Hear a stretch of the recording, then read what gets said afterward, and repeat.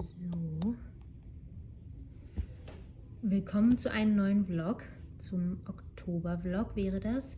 Ich dachte, ich melde mich gleich mit einem kleinen Live-Update bei euch, weil der letzte Vlog ja so relativ kurz ausgefallen ist, beziehungsweise nur Sachen aus Schottland beinhaltete. Und zwar war ich seit Mitte September krank. Also es hat angefangen, dass ich irgendwie 2 Wochen lang im Bett lag mit also so typischen Symptomen wie bei einer Grippe. Und ich hatte übrigens auch einen Corona-Test. Corona war es nicht. Und hatte aber neben den Grippe-Symptomen, nenne ich jetzt mal, also so Fieber, dass man die ganze Zeit nur im Bett liegt und nicht aufstehen kann, dass alles wehtut und so weiter. Wie auch immer, jedenfalls hatte ich dazu aber auch, und mit den Symptomen hat es eigentlich angefangen, so Entzündungen, also angefangen bei den Knien. Und ich dachte erst, es wäre irgendwie vom Sport, irgendwie überlastet oder so. Aber das hat sich dann immer gewechselt. Erst bei den Knien, dann das andere Knie, dann war mein Daumenknöchel ultra riesig, dann irgendwie der Mittelfinger, dann die Handgelenke. Oder ich hatte auch hier so eine Entzündung, das ist, dass man hier wie so einen Knoten hatte, so ganz hart. Und wenn man die Augen so zumachen wollte, also wenn ich die Augen zumachen wollte, hat es wehgetan. Oder für eine Zeit konnte ich auch meinen Mund nicht richtig aufmachen, also nur so ein bisschen auf, weiter ging einfach nicht.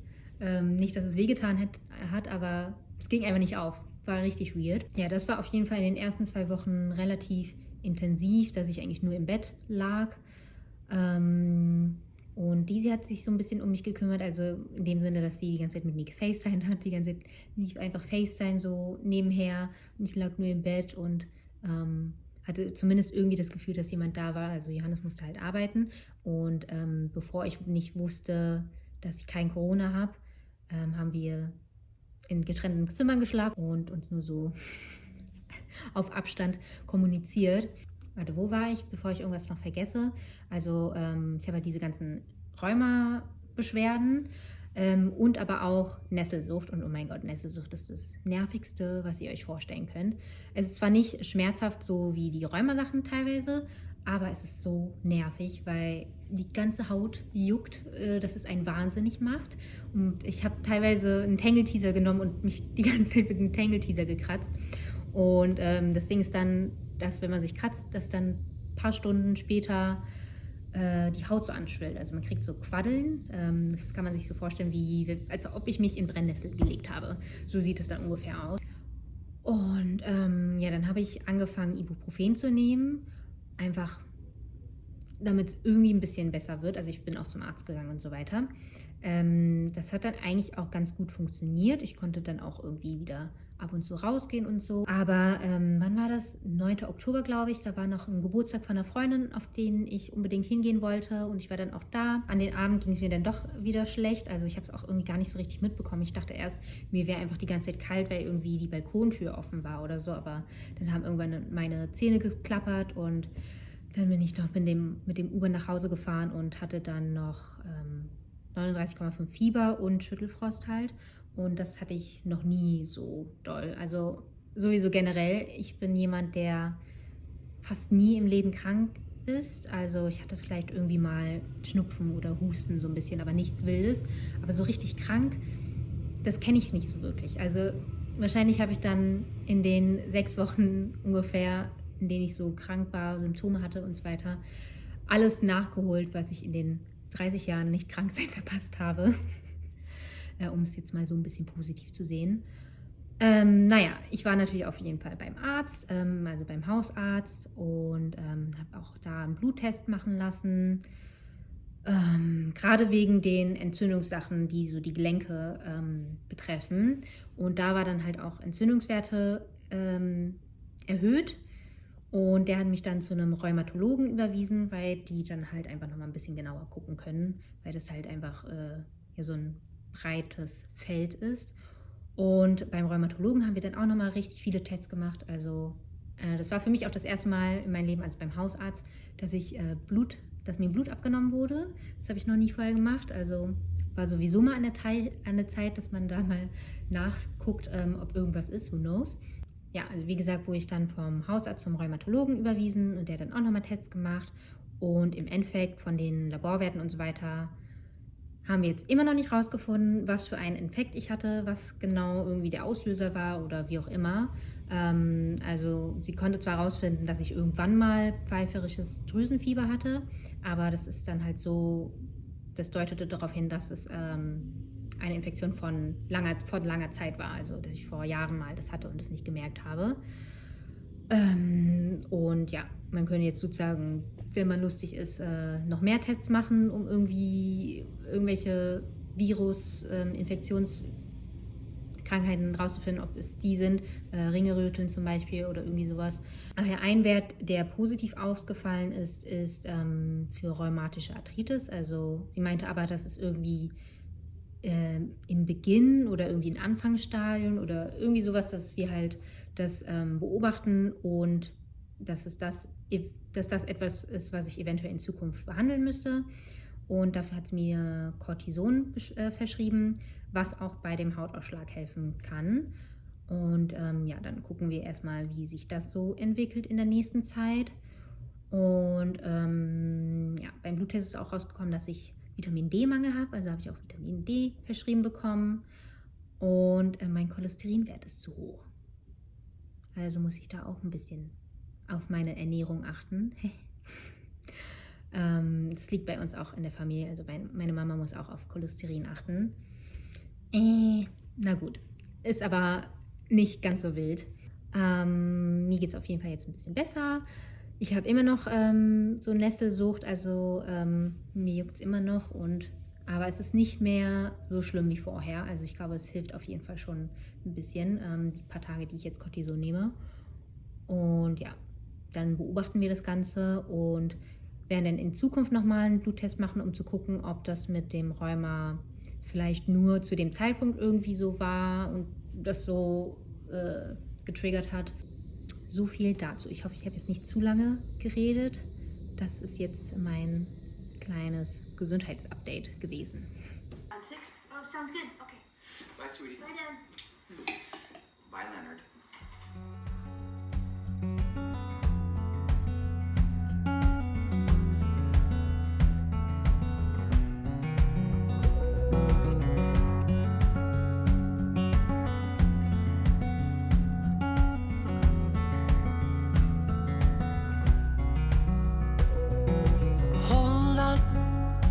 Hold on to this.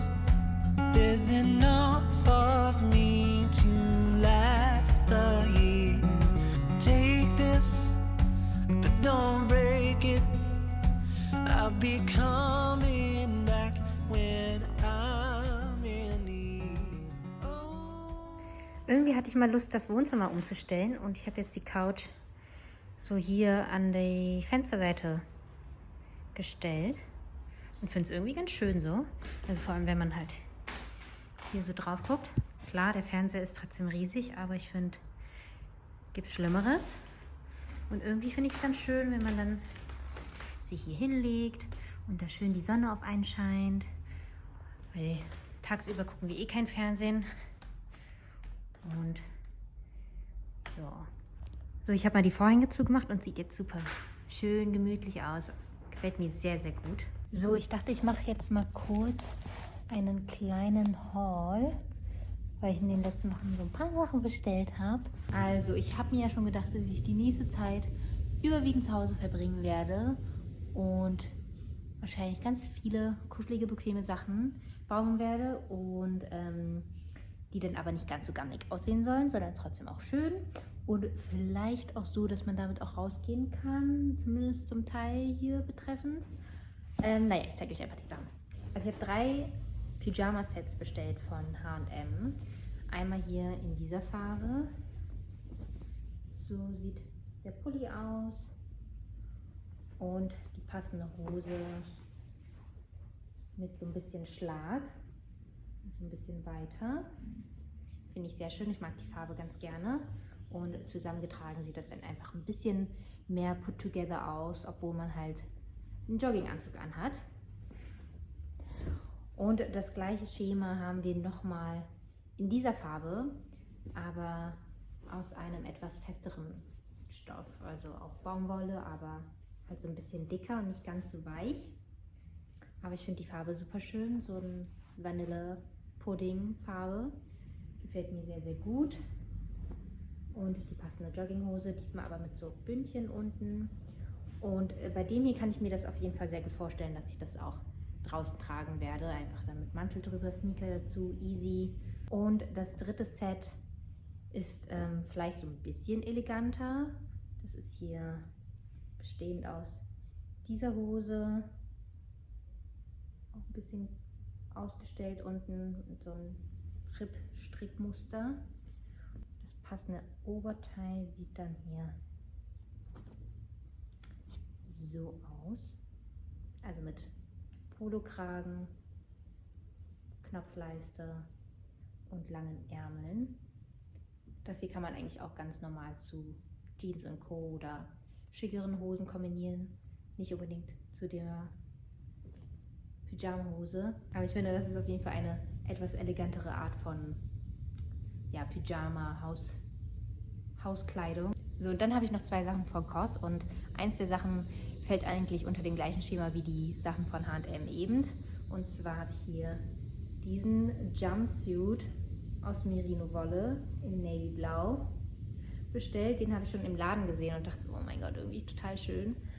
Und da ist meine Idee dahinter, dass es auch einerseits super bequem ist für zu Hause, aber auch für draußen. Also wenn man es richtig kombiniert, finde ich, kann man das auch durchaus draußen anziehen.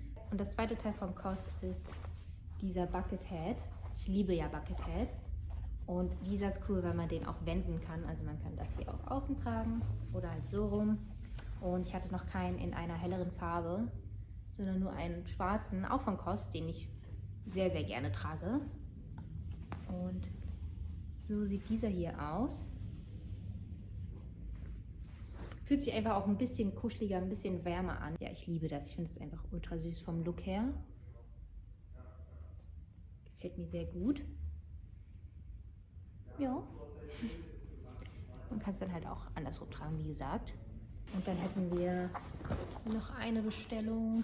Oh mein Gott, ich habe so viel bestellt, aber wenn man halt ganz viel zu Hause ist, krank liegt und ganz viel am Handy rumsurft, dann kommt da so einiges zusammen. Ich habe eine weitere bequeme Sache bestellt. Und zwar diesen Pullover von einer kleinen Brand namens Museum of Peace and Quiet mit der Aufschrift Natural, mein Motto, also so gut es geht. Ja, einfach so ein College-Pullover, College-Sweater in schwarz, was aber so fast wie sehr, sehr dunkles Navy aussieht.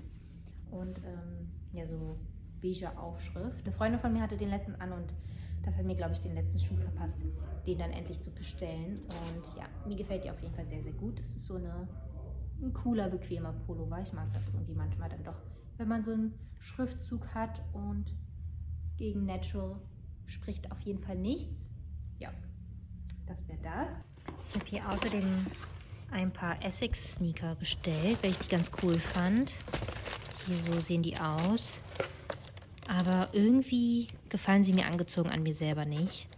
Und deswegen schicke ich die, glaube ich, zurück. Also ich finde das eigentlich super cool vom Look her, aber ich weiß nicht, was es ist, ob es meine Körpergröße ist oder ich weiß auch nicht, aber an mir gefallen die einfach nicht. Wenn ich die an anderen sehe, finde ich sie cool, aber an mir irgendwie nicht. Und vielleicht bin ich da irgendwie eher der New Balance Typ oder so klassische Canvas Sneakers à la Supercar oder so. Außerdem habe ich hier noch eine Totem-Bestellung. In dieser Box kommt es daher, was ich bestellt habe.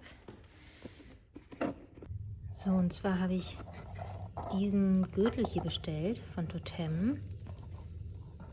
Es hat halt hier so eine Schnalle mit so Haken und dann auch eine normale Schnalle, damit man auch die Größe verstellen kann. Und ich dachte mir, das ist dann super cool, um es nicht nur bei Hosen zu tragen, sondern auch über Mäntel, so an der Taille, einfach so als kleines Detail. Aber ich muss sagen, ich bin ein bisschen enttäuscht von der Qualität. Also während die Schnalle hier aus Metall ist, sind diese Haken hier aus Plastik. Und wenn man halt sich überlegt, dass man das über Mäntel tragen möchte, und Mäntel sind halt so ein bisschen dicker und dann sind da einfach ein bisschen dollere Kräfte am Start hier, die da so auseinanderziehen. Und dann habe ich das Gefühl, dass es dann irgendwann ganz schnell abbrechen wird. Und dann hat man davon auch nichts mehr. Also da bin ich irgendwie enttäuscht, weil der ist jetzt auch nicht günstig. Also das hätten sie schon aus Metall machen können. Deswegen werde ich das wohl leider auch zurückschicken müssen. Was aber sehr schade ist. Ich fand den Look halt super cool mit diesen Haken und so. Und total mag ich normalerweise auch sehr gern. Also ja. Naja, auch ein bisschen Geld gespart, aber dann werde ich mal gucken, ob ich da eine Alternative finden werde.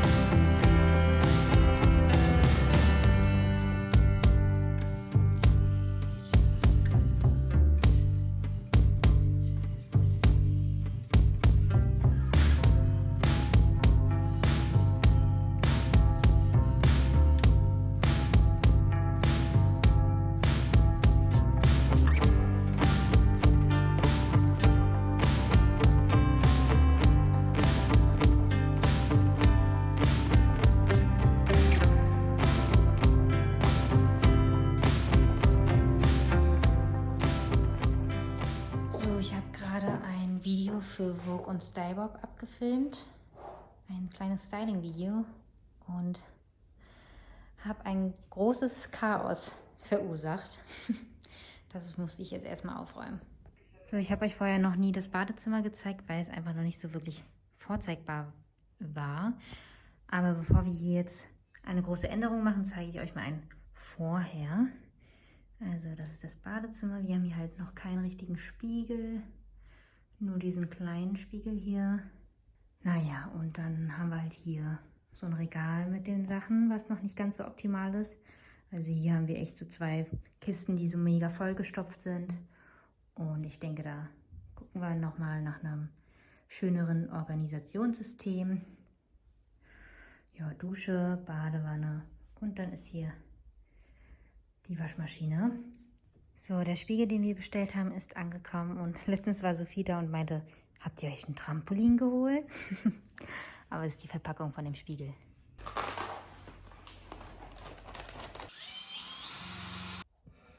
Sehr gut aus. So, Spiegel hängt. Jetzt tauschen wir noch die Steckdosen um, den Schalter. So, ich war gestern bei Muji und habe so ein paar Sachen eingekauft fürs Badezimmer. Nämlich einmal hier so einen Korb in 2-facher Ausführung, weil das passt von der Höhe ganz gut ins Regal. Und dann dachte ich mir, hier kann man helle Wäsche reinmachen und hier Waschmittel und so weiter. Und dann habe ich hier noch diese Boxen hier gekauft.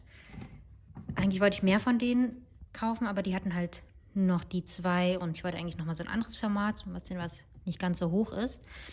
Aber das hole ich dann einfach ein andermal. Hier, die passen nämlich gut nebeneinander ins Regal. Und da kann ich dann den ganzen Krimskrams ein bisschen reinmachen. Und ja, es fehlt dann auf jeden Fall noch ein paar mehr Boxen, um alles unterzubringen. Aber das hole ich dann ein andermal oder bestelle ich online, je nachdem, wo es gibt. Tada! Der Spiegel ist jetzt angebracht. Und ich finde es super cool. Hallo. Und ich habe das hier ein bisschen ordentlich gemacht. Jetzt stehen hier noch so ein paar Sachen drin. Und das ist die Fernbedienung für den Spiegel. Dann habe ich hier ein paar Duftkerzen. Und hier sind so unsere Zahnreinigungssachen. Ein Wort noch zum Thema Handseife. Ich habe hier diese 2 von Byredo gehabt, die ich sehr, sehr gemocht habe. Vor allem Tulip Mania war ein sehr, sehr schöner Duft. Das ist jetzt aber aufgebraucht und hier sind noch so ein paar Pumpstöße drin. Das werde ich dann ersetzen durch das hier. Eigentlich ist es halt Duschgel, aber ich denke, das kann man auch gut als Handseife benutzen, weil für Duschgel benutze ich lieber was Parfumfreies und außerdem sieht die Verpackung halt sehr schön aus. Das ist jetzt hier noch Handcreme bzw. Bodylotion. Eventuell kann ich da auch noch einen Pumpspender drauf machen. Ja, finde ich sehr schön. Ich mag, dass das so ein indirektes Licht ist, dann ist es ein bisschen gemütlicher. Und ich mache mal eben die Deckenlichter an. Das ist halt einfach dann sehr, sehr hell. Also wenn man dann halt abends auf Klo möchte, dann ist es einfach immer ein bisschen zu hell gewesen. Und da machen wir jetzt dann immer dieses Licht an. Und dann kann man das auch so ein bisschen dunkler stellen, damit es nicht ganz so hell ist, sondern ein bisschen gemütlicher noch. Und Johannes hat ja hier diesen tollen Schalter eingebaut, dass man das halt separat anmachen kann. Und der andere Schalter ist für die Deckenlichter. Jo, weiter geht's mit dem Regal hier. Ich habe ja so ein paar Boxen hier gekauft. Das sieht schon mal ganz gut aus. Wie gesagt, es fehlen noch so ein paar Boxen, deswegen stehen hier die paar Sachen hier noch so oben drauf. Und hier die Box sollte dann auch noch weggeräumt werden in diese Art von Boxen. Das werde ich dann noch bestellen. Und dann überlege ich noch, ob ich nochmal 2 von diesen Leinenboxen kaufe, um da die bunten Handtücher zu machen. Weil irgendwie können wir uns nicht so richtig trennen von den dunklen, bunten Handtüchern. Manche sind auch so Strandhandtücher. Aber irgendwie hätte ich es gerne ein bisschen cleaner von der Optik her. Und ich glaube, das wäre dann eine gute Lösung, um diesen dunklen Fleck dann so ein bisschen zu beseitigen. Und ja, vielleicht, wenn dann oben Platz ist, mache ich da irgendwie ein bisschen Deko hin. Vielleicht eine Pflanze, die nicht allzu viel Licht braucht oder so. Mal schauen. Dann hier so Kerzen anzünden, wenn man dann in der Badewanne liegt. Und dann hat man halt dieses Licht an auf der dunkelsten Stufe. Dann finde ich das, glaube ich, sehr, sehr cool. Jo. Die Badewatten sind übrigens von Cold Picnic. Werde ich euch unten mal verlinken. Ich habe mich hier übrigens für neutral weißes Licht entschieden, weil ich dann nicht gedacht habe, dass man sich dann hier ganz gut schminken kann. Oder falls ich irgendwie mal irgendwann ein Schminktutorial machen möchte oder hier einfach generell so ein Get Ready With Me, dann ist das Licht einfach ein bisschen besser. Und der Spiegel hat 1 Meter Durchmesser. Es hätte jetzt auch noch ein bisschen größer sein können, meiner Meinung nach, aber ich habe das hier irgendwie nicht berechnet. Da hört der Spiegel hier auf und dann ist hier halt noch so ein Milchglas. Und das habe ich irgendwie nicht so ganz mit einberechnet. Da gingen sozusagen ein paar Zentimeter verloren. Aber gut, so finde ich es eigentlich auch okay. Es reicht auf jeden Fall aus.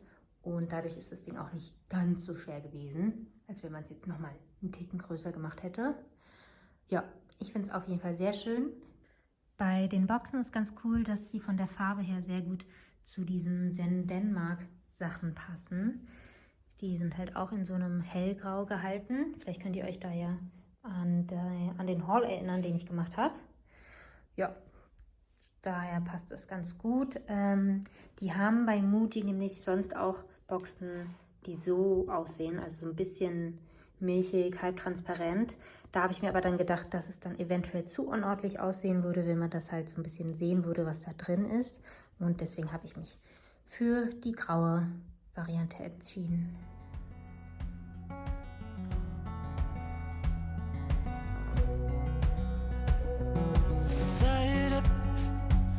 Much tighter if you plan on holding on for good. Higher, lighter, as my lungs are full, I float into the blue. There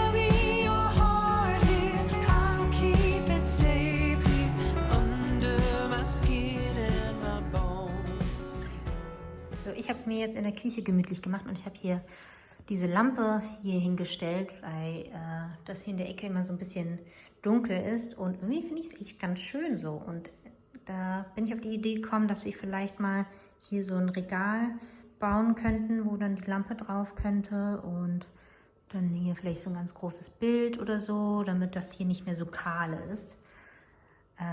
Ja, aber so, das Licht gefällt mir echt ganz gut so. Übrigens trage ich eine von diesen bequemen Hosen, die ich in einem kleinen Mini-Haul gezeigt habe. Trage ich sehr, sehr gerne und dazu so ein Pullover von Philippa K. Ja, also ich werde in der nächsten Zeit, glaube ich, nur so bequeme Outfits tragen. Wenn alles farblich in einem Ton gehalten ist, dann sieht es ja eigentlich sogar ganz schön aus. Ja, und an dieser Stelle werde ich das Video dann auch beenden. Ich werde jetzt den Vlog schneiden und hoffe, ich brauche nicht so lange, damit er diesen Monat ein bisschen früher kommt als letztes Mal. Und ja, ich hoffe, euch hat das Video gefallen und dann sehen wir uns beim nächsten Mal wieder. Tschüss!